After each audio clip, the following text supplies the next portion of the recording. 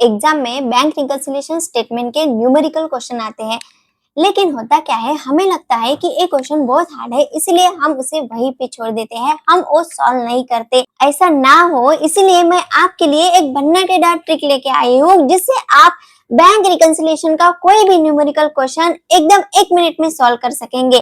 Hello student, स्वागत है आपका नोटू कॉमर्स में। हमने लास्ट लेक्चर में देखा है कि बैंक रिकंसिलिएशन स्टेटमेंट क्या होता है। तो बैंक रिकंसिलिएशन स्टेटमेंट क्या होता है? बैंक रिकंसिलिएशन स्टेटमेंट रेक्टिफाई करता है एरर या फिर डिफरेंसेस जो भी पासबुक या फिर कैश बुक के बीच में होते हैं।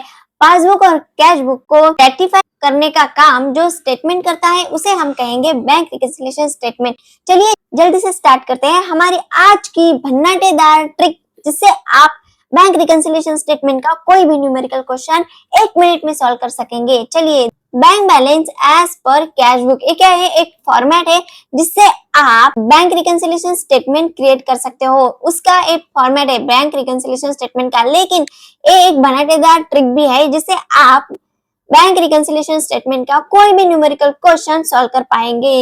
स्टूडेंट, यहाँ पे आपको balance as per cash book दिया जाएगा यहाँ पे, फिर आपको उसमें क्या ऐड करना है, क्या लेस करना है, इसमें आपको हो जाता है कंफ्यूजन। तो चलिए मैं आपको बताऊंगी एक ऐसी ट्रिक जिससे आपको अभी कोई भी कंफ्यूजन नहीं होगा बैंक रिकंसिलिएशन स्टेटमेंट के न्यूमेरिकल क्वेश्चन सॉल्व करने में। ठीक है, सिर्फ आपको अच्छे से ध्यान देना है कि मैं क्या बता रही हूँ, और ठीक उसी तरह आपको भी प्रैक्टिस करनी है, ताकि आप बैंक रिकंसिलिएशन स्टेटमेंट का कोई भी न्यूमेरिकल क्वेश्चन अब से एग्जाम में छोड़कर ना आओ, उसे सॉल्व करके ही आओ। ठीक है, चलिए देखेंगे आपको क्या दिया गया है। तो आपको balance as per cash book दिया गया है। क्या दिया गया है? Balance as per cash book. तो अभी balance as per cash book तो दिया गया है, तो अभी क्या ऐड करें और क्या लेस करें, इसमें हो जाता है कंफ्यूजन। तो वो कंफ्यूजन कैसे दूर करना है, आज मैं बताने वाली हूँ। चलिए, cheque issue but not presented. Cheque issue हुआ है, चेक इशू हुआ है मतलब आपकी जो बैंक है वो बढ़ गई है, क्योंकि चेक इशू किया है तो बैंक बढ़ जाएंगी, और आपका जो कैश बुक है वो वही का वही है। ठीक है स्टूडेंट, आपको bank balance as per cash book दिया है, तो आपको निकालना क्या है? Bank balance as per passbook. अगर आपको bank balance as per passbook निकालना है, तो आपको पासबुक के ट्रांजैक्शन को कोई भी हाथ नहीं लगाना है। पासबुक में ना किसी को ऐड करना है और ना किसी को लेस करना है। आपको सिर्फ ध्यान देना है कैश बुक के ऊपर।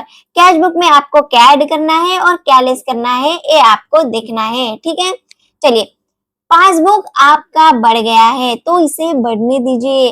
कैश बुक जैसे कि वैसे ही है, तो आपको क्या करना है? पासबुक बढ़ गया है, इसे हाथ नहीं लगाना है, आपको कैश बुक को बढ़ा देना है। यानी कि कैश बुक में आपको ऐड कर देना है। क्या कर देना है? ऐड कर देना है। पासबुक बढ़ रहा है, उसे बढ़ने दीजिए, उसे हाथ मत लगाइए, लेकिन कैश बुक में उस ट्रांजैक्शन को ऐड कर दीजिए। क्या है? Cheque deposited but not presented, ये आपको ऐड कर देना है कैश बुक में।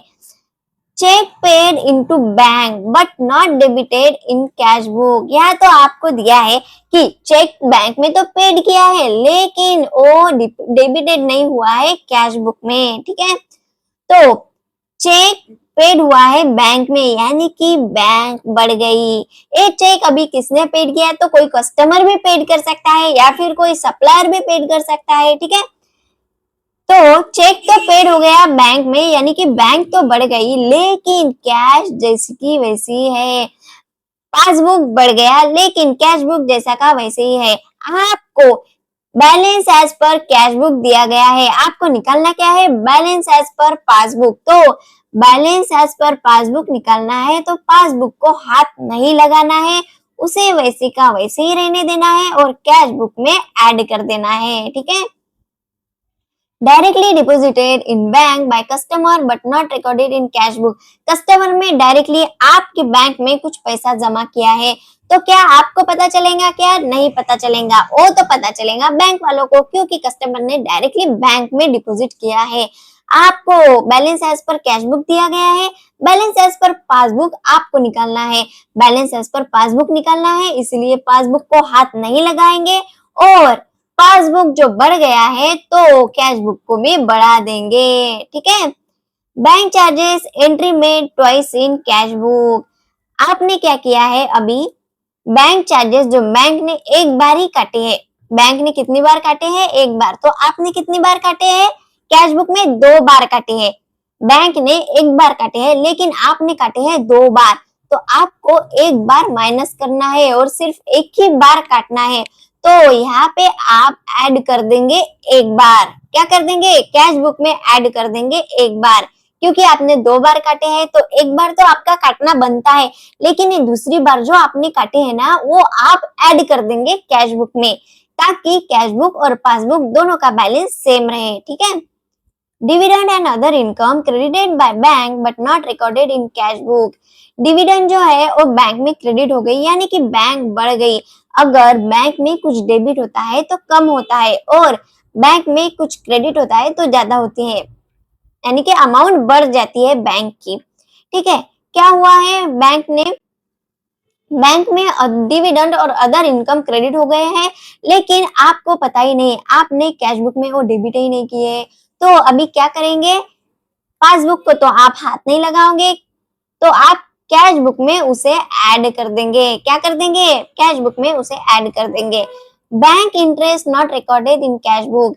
बैंक इंटरेस्ट जो बैंक में बढ़ गया है, बैंक आपको इंटरेस्ट देती है, तो आपकी जितनी अमाउंट है उस पे कुछ पैसे बढ़ाकर वो आपको इंटरेस्ट दे देती है।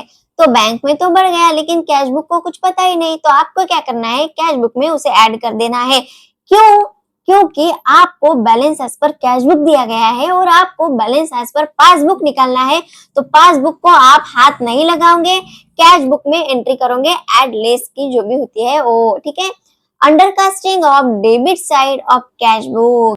कैश बुक की जो डेबिट साइड है, कैश बुक की डेबिट साइड मतलब कैश बुक क्या है, कैश बुक है रियल अकाउंट, कैश बुक की डेबिट साइड मतलब रिसिप्ट साइड, और कैश बुक की जो क्रेडिट साइड होती है वो मतलब पेमेंट साइड, क्योंकि कैश बुक है real account.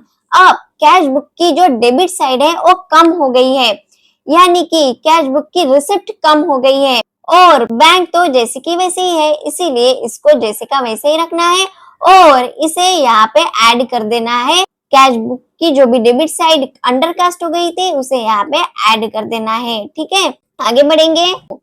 Check issued return, return आ गया, चेक इशू किया हुआ, तो आपकी बैंक की जो अमाउंट है वो ऑलरेडी बढ़ जाएंगी। आपने चेक इशू किया था और रिटर्न आ गया है, आपने किसी को चेक इशू किया है, लेकिन अब क्या हुआ है, वो चेक रिटर्न आ गया है, तो आपके बैंक को पहले पता चलेगा, फिर आपको आपको पता चलेगा कि वो जो चेक आपने इशू किया है वो रिटर्न आ गया है। तो ये जो बैंक को पता चलेगा तो बैंक में क्या हो जाएंगी, वो जो अमाउंट है चेक की वो बढ़ जाएंगी, लेकिन कैश बुक को पता चलेगा क्या, तो नहीं, यानी कि पासबुक बढ़ चुका है लेकिन कैश बुक वैसे की वैसा ही है। आपको balance as per cash book दिया गया है, बैलेंस एज पर पासबुक आपको निकालना है। तो जिस बैलेंस एज पर पासबुक आपको निकालना है, इसलिए आप पासबुक को हाथ नहीं लगाओगे और कैश बुक में वो अमाउंट को आप ऐड कर दोगे। क्या कर दोगे, ऐड कर दोगे। Wrong credit given by bank, bank ने क्या किया है, रॉन्ग क्रेडिट दिया गया है बैंक को, यानी कि बैंक की अमाउंट बढ़ गई है, रॉन्ग क्रेडिट की वजह से बैंक की अमाउंट बढ़ गई है, लेकिन कैश तो जैसे की वैसे ही है, बैंक बढ़ गई है, बैंक को वैसे ही रहने दीजिए और कैश में वो अमाउंट ऐड कर दीजिए। ठीक है। Cheque deposited but not credited by bank, हमने बैंक में चेक डिपॉजिट किया है तो पहले हमें पता चलेगा, फिर बैंक को पता चलेगा कि जब हम बैंक में चेक डिपॉजिट करेंगे तभी बैंक को पता चलेगा कि इसने बैंक में पैसे डिपॉजिट किए हैं, लेकिन पहले किसको पता चलेगा, कैश बुक को। तो जब हम चेक डिपॉजिट करते हैं बैंक में तो बैंक जैसी थी वैसी है, लेकिन कैश बुक कम हो गया है, क्योंकि हमने वो जो अमाउंट थी वो हमने बैंक में डिपॉजिट कर दी है। पासबुक जैसे का वैसा है, कैश बुक कम हो गई है। तो पासबुक और कैश बुक को सेम लाने के लिए हमें कैश बुक में से वो अमाउंट लेस कर देनी है। क्या कर देनी है? लेस कर देनी है। क्यों लेस कर देनी है? क्योंकि जो अमाउंट है वो कैश बुक में से कम हो चुकी है और पासबुक जैसे का वैसा ही है, और हमें पासबुक और कैश बुक दोनों को सेम अगर लाना है तो आपको कैश बुक में से जो अमाउंट थी चेक डिपॉजिटेड की, वो आपको लेस कर देनी है। ठीक है, cheque issue and presented but not record in cash book. क्या हुआ है? चेक इशू भी किया है, वो प्रेजेंट ही हुआ है, लेकिन वो हमने कैश बुक में रिकॉर्ड ही नहीं किया है। क्या हुआ है? कैश बुक में रिकॉर्ड नहीं किया है। तो कैश बुक में रिकॉर्ड नहीं किया है, इसीलिए कैश बुक हमारा ज्यादा है, पासबुक वैसे का वैसा ही है, क्योंकि पासबुक का पता है कि वो जो चेक हमने इशू किया था वो प्रेजेंट हो गया है।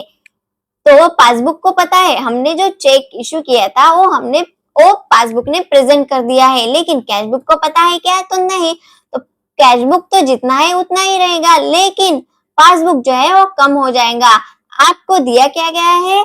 Balance as per cash book. निकालना क्या है? Balance as per passbook. तो आपको पासबुक को जैसा है वैसा ही रखना है, उसे हाथ नहीं लगाना है, और कैश बुक में से वो अमाउंट आपको माइनस कर देनी है। ठीक है, dishonour bill debited in passbook but not recorded in cash book. Cash book में जो डिसऑनर बिल है और डेबिट हुआ है पासबुक में, यानी कि पासबुक आपका कम हो गया है, लेकिन कैश बुक जैसा था वैसा ही है। तो आपको कैश बुक और पासबुक को सेम लाना है, लेकिन आपको balance as per cash book दिया गया है और बैलेंस एज पर पासबुक आपको निकालना है। तो क्या करोगे आप? पासबुक जो है वो कम हो चुका है, तो उसे हम हाथ नहीं लगाएंगे, उल्टा हम कैश बुक में से जो अमाउंट है उसे वो लेस कर देंगे। ठीक है, expenses paid by bank but not enter in cash book. Expenses bank ने पेड कर दिए हैं, तो क्या हुआ है? बैंक की अमाउंट जो है वो कम हो चुके हैं। कैश बुक की अमाउंट जितनी थी उतनी है, लेकिन बैंक की अमाउंट कम हो चुकी है क्योंकि बैंक ने एक्सपेंसेस पेड किए हैं। आपको दिया क्या गया था? Balance as per cash book, और आपको निकालना क्या था? Balance as per passbook. Passbook आपको निकालना था, इसीलिए इसे हाथ नहीं लगाएंगे, और कैश बुक में से जो अमाउंट बैंक में कम हो गई थी उसे हम कैश बुक में से भी लेस कर देंगे। Overcasting of credit side of passbook, और यहाँ हमने क्या लेस किया है? Overcasting of debit side of cash book. अगर आपकी रिसिप्ट साइड कैश बुक की बढ़ रही है और पासबुक जैसा था वैसा ही है, तो आप क्या करोगे? पासबुक को जैसा था वैसा ही रहने दोगे, उसे हाथ भी नहीं लगाओगे, लेकिन कैश बुक में से वो अमाउंट आप माइनस कर दोगे, क्योंकि आपको पासबुक और कैश बुक दोनों भी सेम लाने हैं। ठीक है, तो पासबुक अगर आपका कम हो चुका है, पासबुक आपका कम हो रहा है और कैश बुक आपका जैसा था वैसा ही है, तो आप क्या करोगे? तो आप पासबुक को हाथ नहीं लगाओगे, उसे कम रहने दोगे, लेकिन कैश बुक की जो अमाउंट है उसे आप माइनस कर दोगे, ताकि कैश बुक और पासबुक दोनों सेम रह सके। ठीक है, दोनों सेम आ सके। स्टूडेंट, ये जो मैंने आपको ऐड करने के लिए कहा था, ओवरकास्टिंग ऑफ क्रेडिट साइड, और यहाँ पे कैश बुक लिखा था, वहां पे पासबुक चाहिए था, ये आपको याद रखना है।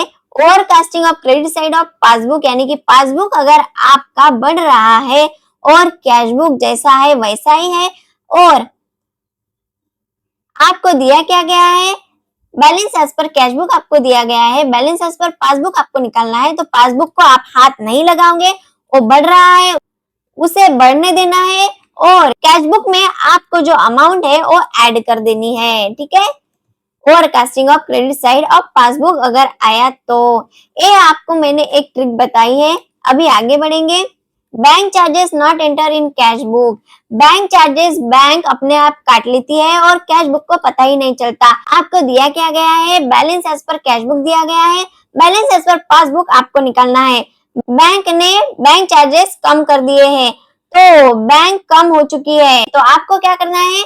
पासबुक को हाथ नहीं लगाना है, कैश बुक में से वो चार्जेस जो है बैंक ने कट किए हैं वो आपको कैश बुक में से माइनस कर देने हैं। ठीक है, cheque deposited but not collected. Cheque किसी ने आपके बैंक में डिपॉजिट किया है, लेकिन वो कलेक्ट ही नहीं हुआ है। चेक डिपॉजिट तो हुआ है लेकिन वो कलेक्ट ही नहीं हुआ है। तो क्या होता है, कैशबुक क्या कहेगा, आपने चेक डिपॉजिट किया है तो आपके अमाउंट बढ़ चुके हैं, लेकिन पासबुक जैसा था वैसा ही है। तो आपको क्या करना है, पासबुक को हाथ नहीं लगाना है, उसे जैसा है वैसे ही रहने देना है और कैश बुक में से आपको अमाउंट माइनस कर देनी है।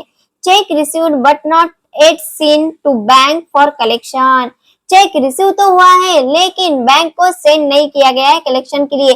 चेक रिसीव किया गया है यानी कि कैश बुक बढ़ गई है, लेकिन पासबुक में तो जो अमाउंट थी वही है, लेकिन कैश बुक तो आपका बढ़ चुका है। तो आपको क्या करना है, पासबुक को हाथ नहीं लगाना है, उसे वैसे ही रहने देना है और कैश बुक में से वो अमाउंट आपको माइनस कर देनी है। ठीक है।